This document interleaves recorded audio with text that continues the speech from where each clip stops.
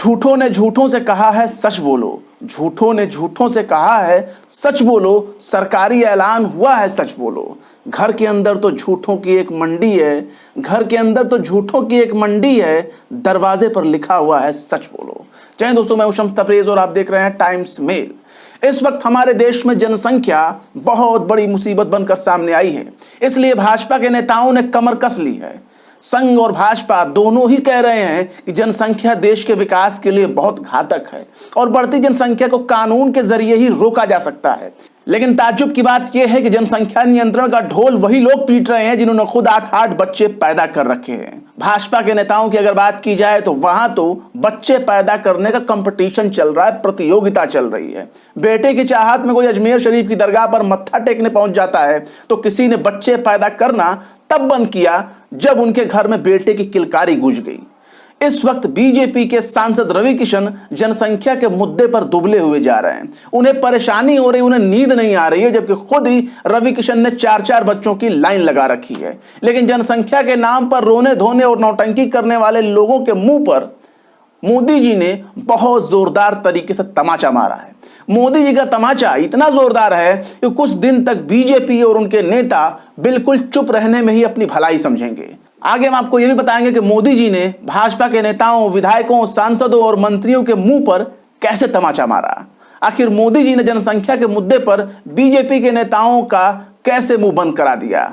दरअसल हमारे देश में जनसंख्या कोई बड़ी मुसीबत नहीं है, वरना चीन दुनिया का सबसे भिखारी और सबसे कमजोर देश कहा जा रहा होता। हमारे देश में अब ये परंपरा बन चुकी है कि हर चीज के लिए किसी न किसी को जिम्मेदार जरूर ठहराया जाता है और ये जिम्मेदार ठहराने की आदत अब नशे की तरह लत में तब्दील हो चुकी है। दुनिया के इतिहास पर अगर नजर डाला जाए, अगर दुनिया की हिस्ट्री पर गौर करेंगे तो हर ताकतवर राजा अपनी नाकामी का ठीकरा फोड़ने के लिए किसी न किसी कमजोर शख्स को चुन लेता है ताकि आसानी से उसके सिर पर अपनी नाकामी का टोकरा फोड़ सके। लेकिन इन सब में एक बात बहुत ही खास होती है, राजा उसी शख्स को चुनता है जिसकी आबादी राज्य की जनसंख्या में सबसे कम अनुपात में होती है, यानी कि अल्पसंख्यक। हिटलर ने भी जर्मनी में यहूदियों को अपना सबसे बड़ा दुश्मन घोषित कर रखा था क्योंकि उनकी जनसंख्या बहुसंख्यक नहीं थी। यही हाल श्रीलंका में हुआ, यही हाल बर्मा में हुआ यानी म्यांमार में, और यही हाल हुआ रवांडा में। अब यही हाल भारत में भी देखने को मिल रहा है। भारत में जनसंख्या के लिए भी मुस्लिमों को ही जिम्मेदार ठहराया जाता है। मुस्लिम 4-4 शादियां करते हैं, 40-40 बच्चे पैदा करते हैं और ऐसा करके मुसलमान भारत को इस्लामिक राष्ट्र बनाना चाहते हैं। सोशल मीडिया पर यह तमाम ज्ञान आपको रोजाना सुनने को मिल जाएगा। भारत में हर चीज के लिए मुस्लिम समुदाय को जिम्मेदार ठहराने का यह चलन हो चुका है, फैशन हो चुका है, आदत बन चुका है। बीजेपी के कई नेता जहरीले और भड़काऊ बयानबाजी करते नजर आ जाते हैं। हमेशा बात करते हैं गजवाए हिंद की, वो बात करते हैं इस्लामिक राष्ट्र की, और रोजाना गजवाए हिंद का डिबेट लेकर बैठ जाते हैं। रोजाना भारत को इस्लामिक राष्ट्र बनाने का एक ऐसा एजेंडा दिखाया जा रहा है जिसका ना कोई सिर पैर है ना ओर छोर है। लेकिन इन सब मामले में निशाने पर होता है केवल और केवल मुसलमान। मतलब कोरोना फैल गया तो मुस्लिम जिम्मेदार, भारत एजुकेशन में पीछे है तो मुस्लिम जिम्मेदार, नौकरी नहीं मिल रही तो मुस्लिम जिम्मेदार, दुकानदारी ठप हो गई तो मुस्लिम जिम्मेदार, पड़ोसन भाग गई तो भी मुस्लिम जिम्मेदार, अगर भैंस ने दूध नहीं दिया तो मुस्लिम जिम्मेदार। यानी हमारे देश की जनसंख्या बढ़ रही है तो इसके लिए भी मुस्लिम ही जिम्मेदार है।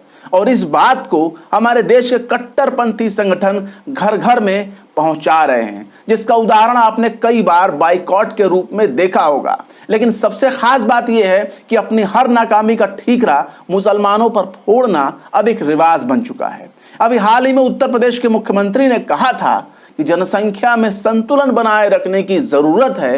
विश्व जनसंख्या दिवस के मौके पर उन्होंने कहा था, ऐसा ना हो कि किसी एक वर्ग की आबादी बढ़ने की रफ्तार तेज हो जाए और जो मूल निवासी हैं उनकी आबादी को जागरूकता के प्रयासों से कंट्रोल कर दिया जाए। यानी उनकी चिंता का एक खास वर्ग के लिए थी जिनकी आबादी उनके हिसाब से बढ़नी नहीं चाहिए। लेकिन समझने वाले समझ गए कि आखिर वो किसकी बात कर रहे थे। अब खुद केंद्र की नरेंद्र मोदी सरकार ने संसद में कहा है कि वो जनसंख्या को कंट्रोल करने के लिए कोई कानून, कोई लॉ, कोई बिल लाने नहीं जा रही है। मंगलवार को केंद्र सरकार ने राज्यसभा में स्पष्ट तौर पर कहा कि सरकार जनसंख्या नियंत्रण कानून यानी पॉपुलेशन कंट्रोल बिल लाने पर कोई विचार नहीं कर रही है। यानी बीजेपी के सांसद और बीजेपी के बड़े बड़े नेता आबादी को लेकर चाहे कितना ही ड्रामा क्यों न कर लें, चाहे कितना ही रोना धोना नाटकबाजी क्यों न कर लें, लेकिन हमारे मोदी जी ने सबकी जबान पर लगाम लगा दिया।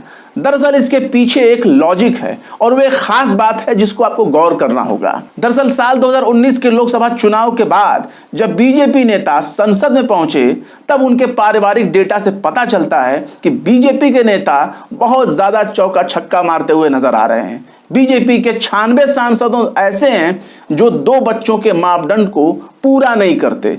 बीजेपी के 21 सांसदों के 4 और बाकी 12 सांसदों के 5 बच्चे हैं।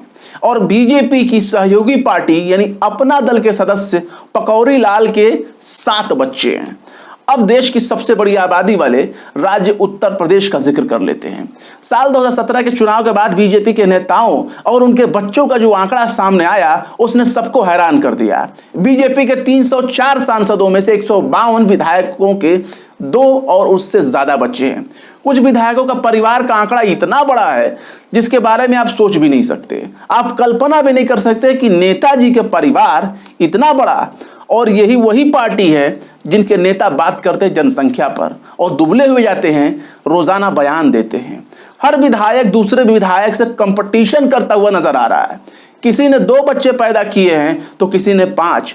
मानो हर विधायक एक दूसरे से कह रहा हो कि उसने 5 पैदा किया है तो हम 6 करेंगे, उसने 1 पैदा किया है तो हम 8 करेंगे। एक विधायक के 7 बच्चे हैं।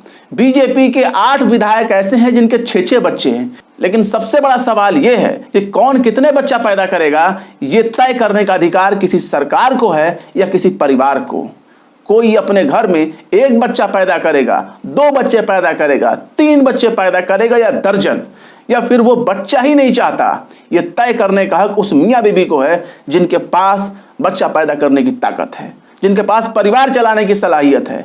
जो सरकार आपके मुंह से निवाला छीन ले, नौकरी और रोजगार के नाम पे जनता को गुमराह करे, जो सरकार आपकी जिम्मेदारी को मुफ्त की रेवड़ी कहने लगे, जो सरकार आपको तालीम ना दे सके, जो सरकार आपको दवाई ना दे सके, जो सरकार आपको बिजली ना दे सके, जो सरकार आपको पीने का पानी ना दे सके, जो सरकार आपको बुनियादी सुविधाओं के लिए तरसा दे, उसे जनसंख्या पर बोलने का हक कैसे हो सकता है? अगर जनसंख्या ही हमारे देश की सबसे बड़ी समस्या है तो इसी देश की विकराल जनसंख्या की जेब से ही मौजूदा सरकार चल रही है। माननीयों के पेंशन से लेकर हवाई यात्रा, विदेशी दौरे, यहां तक कि उनके मुंह में जाने वाला निवाला भी इसी देश का गरीब अपना पेट काट कर इन नेताओं को खिला रहा है। और सोचिए इसके बदले में उम्मीद क्या करता है? सिर्फ इतना ही ना कि उसके बच्चों के लिए सरकारी स्कूल मौजूद हो, सरकारी अस्पताल मौजूद हो, सरकारी बसें मौजूद हो, सरकारी रेल मौजूद हो, सरकारी दुकान मौजूद हो। लेकिन जनता की पाई पाई लूट कर डकार खाने वाले ये नेता 5 किलो का अनाज दे करके इसे मुफ्त का मिलने वाला खैरात समझ रहे हैं। करोड़ों का सब्सिडी डकारने वाले और करोड़ों का सुविधाएं हजम करने वाले यही लोग आज सरकारी सुविधाओं को मुफ्तखोरी का नाम दे रहे हैं। अगर यही खैरात है तो इस खैरात पर कब्जा करने वाले यही नेता इस देश के सबसे बड़े भिखमंगे हैं और सबसे गैर गुजरे भिखारी हैं। गोरख पांडे ने भी क्या खूब फरमाया है, राजा बोला रात है, रानी बोली रात है, मंत्री बोला रात है, संतरी बोला रात है, सब बोलो रात है, सुबह सुबह की बात है।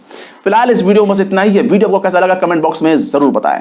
वीडियो पसंद आए तो लाइक करें, शेयर करें और बेबाक, निष्पक्ष, स्वतंत्र पत्रकारिता को सपोर्ट करने के लिए हमारे चैनल टाइम्स मेल को जरूर से जरूर सब्सक्राइब करें और हाँ, बेल आइकन का घंटी वाला बटन जरूर दबा दें ताकि हमारे चैनल पर आने वाले नए वीडियो की नोटिफिकेशन आपको फौरन ही मिल जाए। फिर मिलते हैं किसी और वीडियो में एक नई खबर के साथ। शम्स तबरेज को दीजिए इजाजत। जय हिंद। ये बनारस है, बनारस यानी गलियों का शहर। ये बनारस है घाटों का शहर। ये बनारस है फूल माला अगरबत्ती और आस्था का शहर। और मंदिर ऐसे ऐसे तोड़े हैं, वहाँ लोग खड़ा होकर पेशाब कर रहे हैं। राम राज्य सरकार है, रामनाथ सरकार है तो रामनाथ सरकार का काम दिख करिए आप। यहाँ सबकी कहानी एक जैसी है। पूरे महीने में 2-4 हजार रुपया भी बिक जाए तो बहुत बड़ी बात है। लेकिन सवाल है कि आखिर जो दुकान उजड़ गए उसका विकल्प उनको क्या दिया गया? हम लोग का दिल जानते बनता है। मंदिर बना बहुत अच्छी चीज़ है, आज बनारस को एक दुर्लभ चीज़ मिल गई। एक तरफ महंगाई से जनता त्रस्त है, वहीं दूसरी तरफ पेट की आग भी एक बड़ी समस्या है। लेकिन मंदिर से हम अपने घर का पालन पोषण कैसे करेंगे? यहाँ पर नवीनीकरण के नाम पर बहुत सी मूर्तियों को तोड़ दिया गया। तोड़े वो तो मुगल तोड़े थे, अंग्रेज तोड़े थे, ये लोग क्यों नहीं, हमारे राज्य में, हमारे मोदी सरकार में टूटा है। पूरे मैंने काशी उजाड़ दी है।